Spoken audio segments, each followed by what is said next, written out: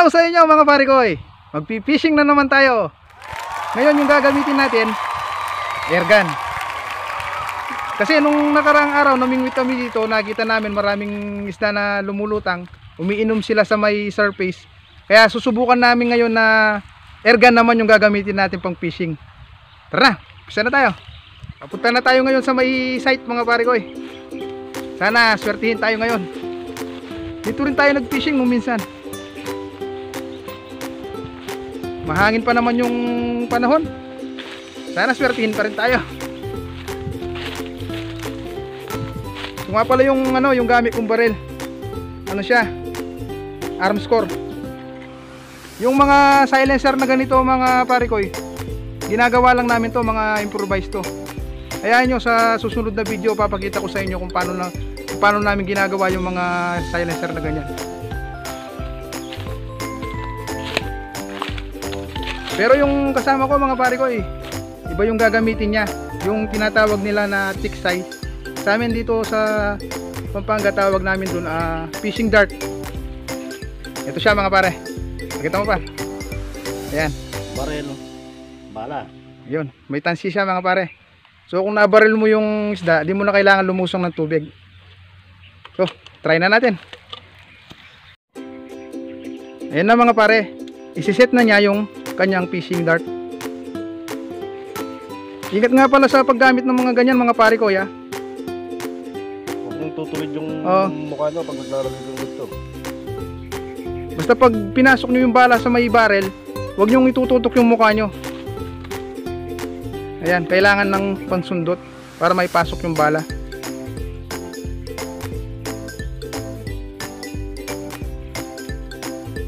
Okay na par? O tara, umpisa na tayo. Sana swertihin. Go! So hahanap kami ng mas mababang pwesto mga pare ko, yung di tayo matatanaw ng mga isda. Ayun sila kung nakikita nyo magalaw yung tubig, doon sila naglalagay yung mga isda. Ayun. Oo nga no? Umiinom sila doon. Nakalitaw lahat mga bibig nila. Ayun, may target na siya mga pre. Tinamaan kaya.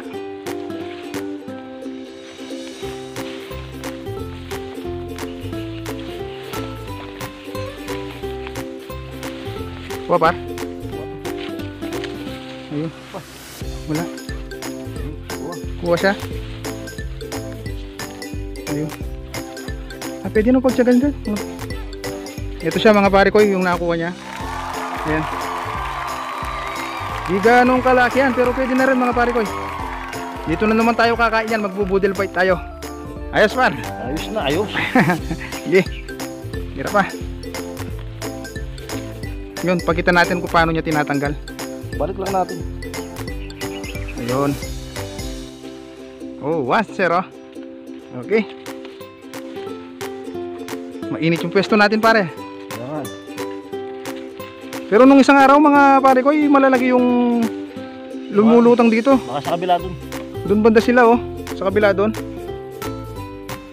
Pero ngayon malilit yung nandito, pero pwede na pagtiyagain. Ayun mga pare, tingnan nyo kung paano siya magpasok. Basta wag nyo tutuwid yung mukha nyo kasi alam nyo naman mga pare ko, kailangan paghawak baril. Kailangan ng safety measures. Pipiliin niya lang yung mga pinakamalalaki mga pre. Ayan kung nakikita nyo maalon yung tubig. Nakalitaw lahat yung mga bibig nila. Pili ka na lang par. Yun mga pre, may target na naman siya. Yun. Sana tinamaan. Ayaw pa naman makisama yung panahon mga pare. Didilim yung kalangitan Pero kung nakatirik yung araw talaga lilitaw lahat yan. Kuha to. Yun mga pare, kuha daw niya. Ay wala.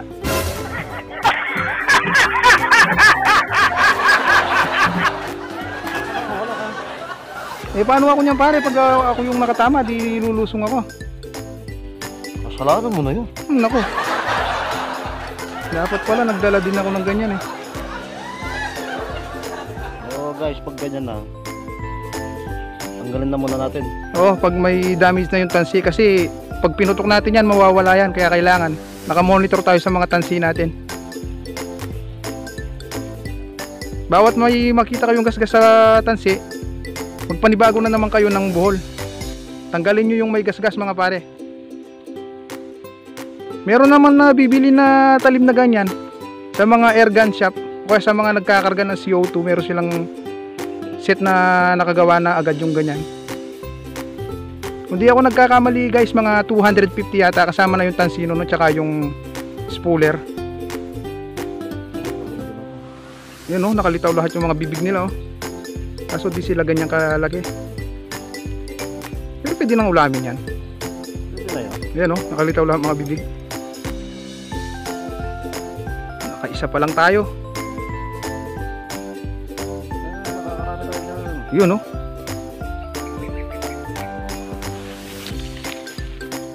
Ayan.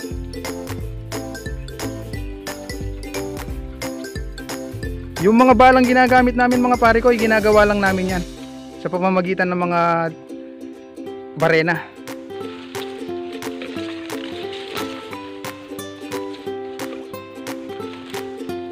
Yan na siya. Ayun mga pare, huli. Tinakbo niya yung tamsi oh. Yung bulls niya naman.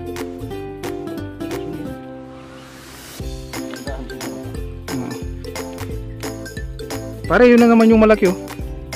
Yung kulay itim. Bulls siya. Nabi ah. Hawakan mo pare, kunin mo. Sumabit yung bala natin mga pare. Kailangan ano yan. Kailangan kunin. So, no choice tayo, kailangan lumusong.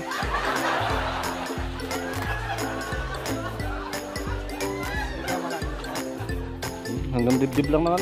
Ay, yung malaki oh. Oo, mamaya kukunin natin yan.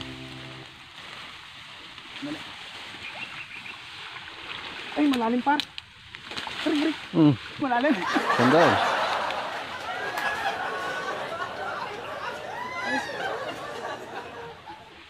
No choice tayo, kailangan lumusong. Ay, pinasok sa ano eh, damon eh. Malalim dito par.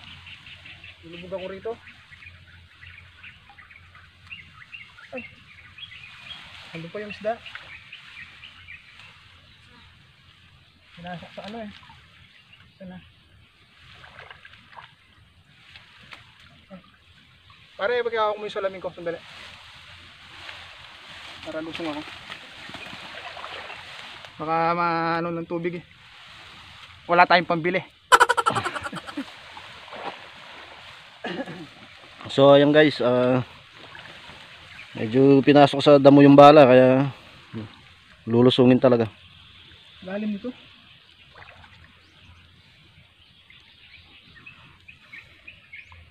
Wala na yata pa. Wala, sinabit. Talagang tinire. Wala par, no choice, kailangan sisirin. Malalim? Malalim par. Dali. Sandali lang, walang hihinga. Ayun guys, nagpalubog siya, kukunin yung natamaan.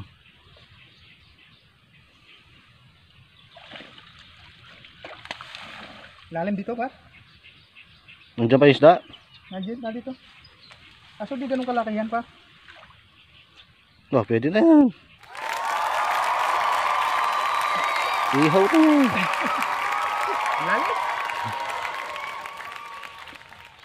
Kailangan sisirin. Binasa mo ko pare. Para ma-press-kuhan ka na lang, mainit kasi. Ang basa ako kanina ay hindi naman ganun kalaki yan, binasa pa ako. Mas malaki yung kanina pa, yung pininturya mo kanina. Eh, saktong pinutok ko ata, doon naman lumitaw. Pwede ko na tanggalin to, no? Oo. Para sa tiyan, itaas mo konti yung ano mo. Ang baba ng tira mo. Oh.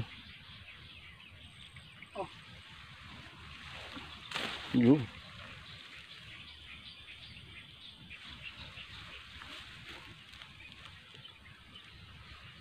Nasamo ako.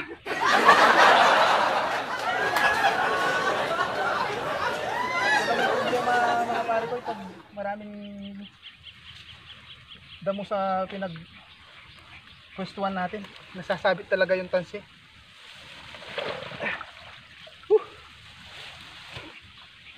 Ang sarap mag-swimming.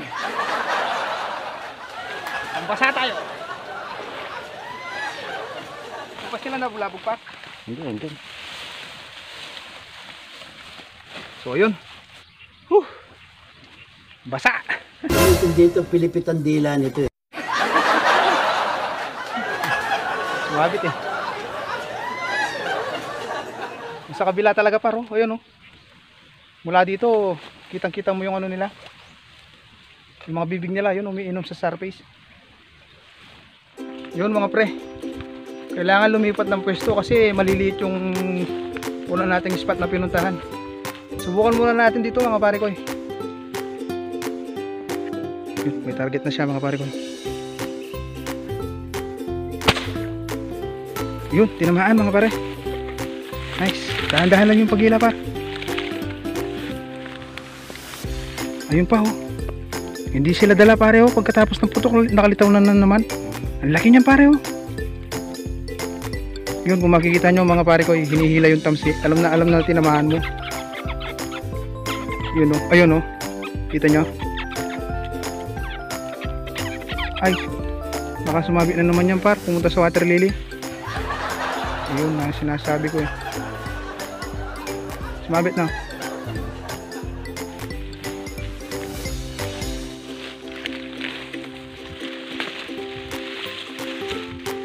Dami nila doon. Ayan pare, naglitawan na naman sila. Ang dami nila oh. Oh. Di ba sumabit par? Okay lang. Ayun, oh, pare.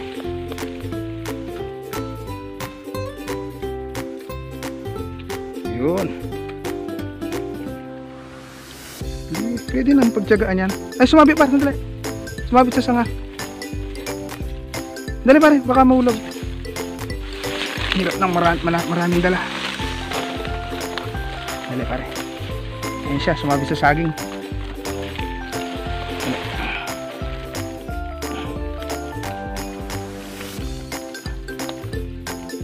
Yan par. Ito mga pare ko, natuhog siya oh. Tingnan nyo paano. Medyo pwede na rin nikip yan mga pare ko. Dito na naman tayo kakain. Magbubudel fight na naman tayo. Yan. Okay, larga pa tayo. Nice. Yun mga pare, babaril na naman siya. Namimili lang kami yung medyo malaki-laki na. Yan par, lumitaw yung ulo. Yun, tinamaan. Yes. Galing. Pare yun yung mas malaki oh, yung banda dun oh. Oo.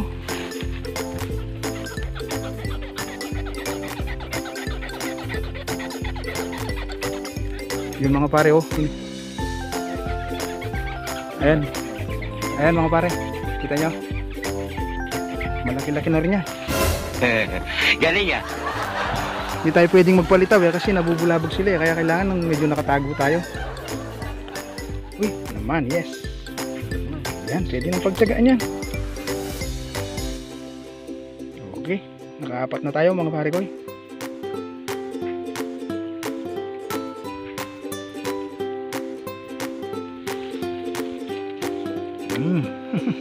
Sige, lagay mo na lang doon. Ako na lang magtutulog. Yan. Mga pare ko, may target na naman siya. Ayun, tinamaan na naman mga pare. Galing mo para.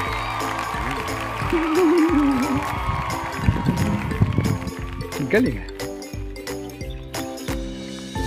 Ayun. Hindi ganong kalaki yan pero pwede na rin.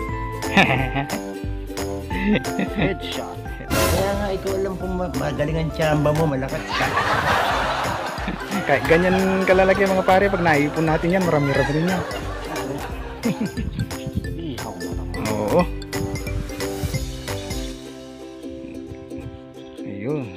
nagtatahi ka lang. Kung saan lumusot, doon mo ibalik.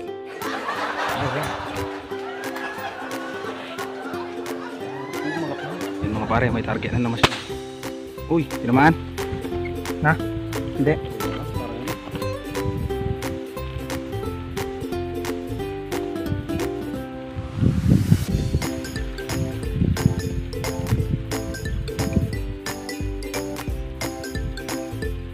Tura niya. Tinamaan pre. Ayan. Ayan o, tinatakban nyo yung tamsi o. Ayun, pumasok na naman sa water lily. Delikado na naman ako rito mga pre, baka lulusong na naman ako. Kinakabahan na naman ako. Ayun. Ito nyo mga pre. Ayan. Alright. Yun. Nakaisa na naman yung kasama natin mga pare ko. Hindi na ako siguro puputok ko kasi baka madala lang yung mga isda eh. Kasi pag lumusong tayo medyo madadala sila, di na sila magpapalitaw. Kaya okay yung ganitong pamamaraan ng pangingisda. Ang advantage nito mga pare ko, hindi mo na kailangan lumusong sa tubig. Pag natamaan mo yung isda, ano na lang, hihilayin mo na lang yung tamsi. Ganun kagaling. Lipat muna kami mga pare ko kasi mainit dito, di tayo tatagal. Ano ka nasisira, ulo? Baka matsyempuhan pa natin sa ibang pwesto. Dito tayo mga pare. Marami silang nakalutang dito. Yan pa. Yun, tinamaan na naman. Galing talaga. Tingnan mo pare, bawat putok naglalapitan sila. Oo. Ano sila mga pre? Marami sila kaso di ganun kalaki yan, pero pwede na nating ulamin. Ayun oh. Tingnan nyo. Tumatumbling. Nag-aaral siguro ng acrobat to. Dapat. Mas makapal sila rito pa mga pare ko.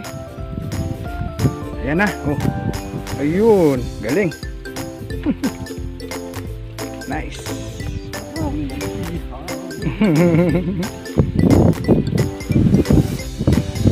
Usapan nga namin pala yung walang kuha, walang ulam. Nako. Paano ako ngayon pare? Di ako babaril. Nagbibideo lang ako. Kasama naman kita. Yeah, akala ko pare, talo tayo eh. Tulak na kita dyan eh.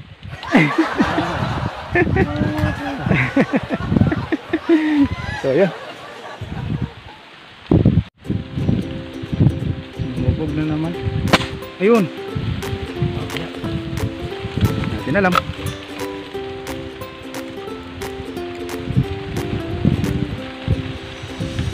Keep on rolling, baby. Wala. Tinamaan. Ayun, wala ka kasing tiwala sa sarili mo. Yun o, tumatumbling na naman. Nag-aaral siguro ng kung po yan par. Yun. Ang galing mo par. Pre. I'm a punch you.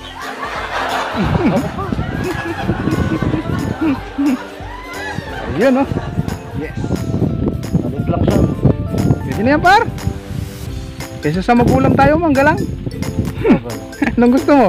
Ulam ka na mangga o isda? Yun, loading na naman mga pare. Okay.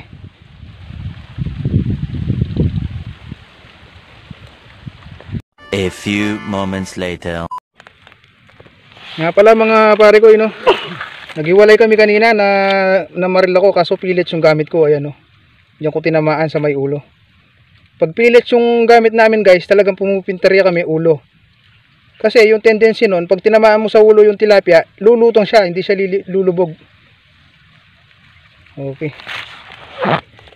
Ano na mga pare ko, Kain muna tayo. oras na eh. Tanghalian na, kain muna tayo. Kahit ito pa lang yung mga nakuha natin. Hindi na natin pananghalian to. Tsaka lumalakas na rin yung hangin eh, wala nang ganong lumulutang. Tsaka di pa sila ganun kalalaki guys para talagang punterehin natin, pag-focusin natin barilin. Malilit pa. So palakihin muna natin, hintay tayo ng mga ilang pambuwan para lumaki na sila lahat, doon natin babalikan. Kain na muna tayo. Kain na muna tayo mga pare. Mananghalian muna tayo mga pare. Yung mga kasama pala natin, habang namamaril kami ng isda, sila namingwit naman. Luto muna natin yung mga nahuli natin para makapananghalian na. Ayun mga pare koy, nakapagpaapoy na rin tayo. Ihaw na natin yung mga nahuli nating naglalakihang mga isda. Ano pare? Gutom na naman? Kanina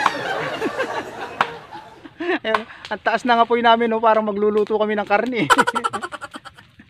Pero ayos lang. Adventure na naman to mga pare koy. Ayun na mga pare. Iniihaw na natin yung mga ulam natin. Hintayin lang natin maluto tapos kainan na naman tayo. A few moments later.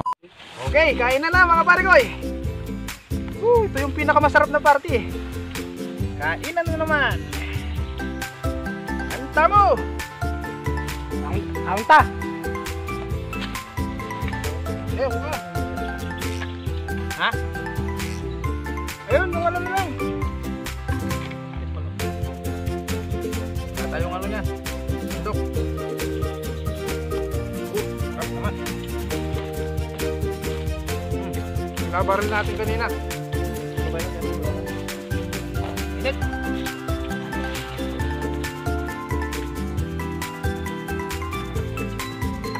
Init tayo mamasa.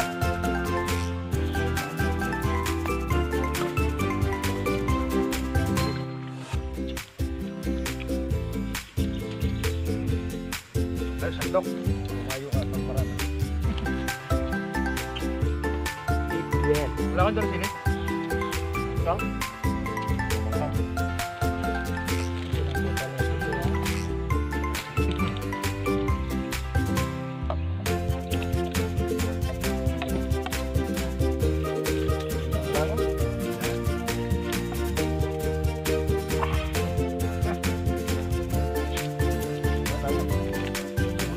Pinakbet. Natatakot silang walang ulam eh, kaya nagdala sila ng pinakbet.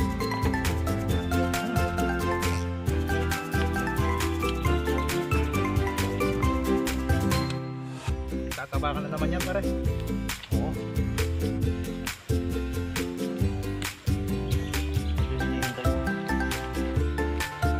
May nakuha ka? Ano ba?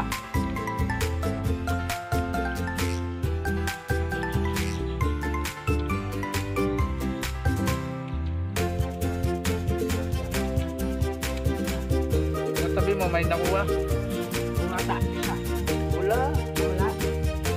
Wala mo ba?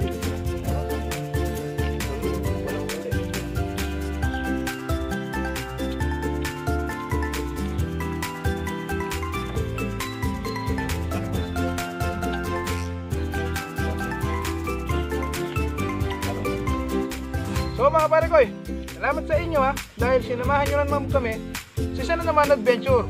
Gaya nito, Boodle Fight na naman. So kung napadaan na naman kayo sa aming channel, pakipindot lang ang like, subscribe at yung bell button para updated kayo sa mga bagong videos namin. So muli, maraming salamat sa inyo at lagi niyong tatandaan, basta Kapampangan, Manya! okay!